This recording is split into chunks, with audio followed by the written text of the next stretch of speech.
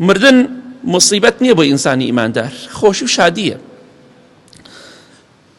بۆ کێ خۆشی و شادیە؟ بۆ کەسێک کە خۆی بۆ مردن و دوای مردن ئامادە کردووە.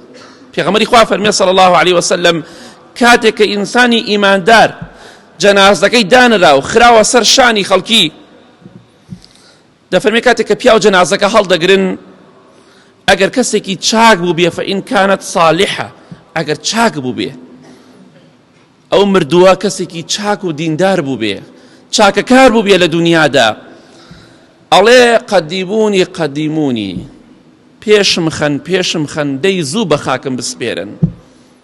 کەواتە مصیبەت نییە، خۆشیە، چونکە دەزانێت چی پێوتراوە، چونکە دەزانێ هەتا چاو بڕکە مەلائیکە دانیشتۆ بە چواردەورە لە کاتی ڕۆحکێشانە مزگێنی بەهەشت و ڕەزامەندی خۆیان پێداوە، دەڵێ پێشم خەن پێشم خەن، زوو بمبەن، زوو بە خاکم بسپێرن، چونکە خۆشیکی زۆر زۆر لە پێشێتی. جا خۆزگەم بەو کەسەی ئەو قسەیە دەکات، دەڵێ قەدیمونی قەدیمونی، پێشم خەن پێشم خەن. ئالەو ڕۆژە بێکەسێدا خەڵکی بەدەور تا دەگری، تۆش دەڵێ پێشم خەن. ئەوەشی خراپەکار بوو بێ خەڵکی بەدەوریا دەگری، دەڵێ ئەی هاوار من بۆ کوێ دەبن. جا بۆیە هەڵی بژێرە، کامیانت دەوێ؟ کام مردنت دەوێ؟ سەر بەرزی یا سەر شۆڕی؟ کام مردنت دەوێ؟ مزگێنی بەهەشت یا مزگێنی جەهەنم؟ کام مردنت دەوێ؟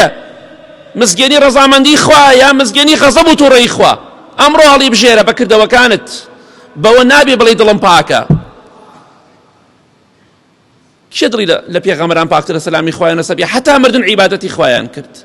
کێ دڵی لە سەحابە پاکترە ڕەزای خوایان لەبێ هەتا مردن عیبادەتی خوایان کرد؟ بۆ تۆ لەوان مبارەکتری، تۆ لەوان پاکتری، هیچ کەسێک حەدی نییە.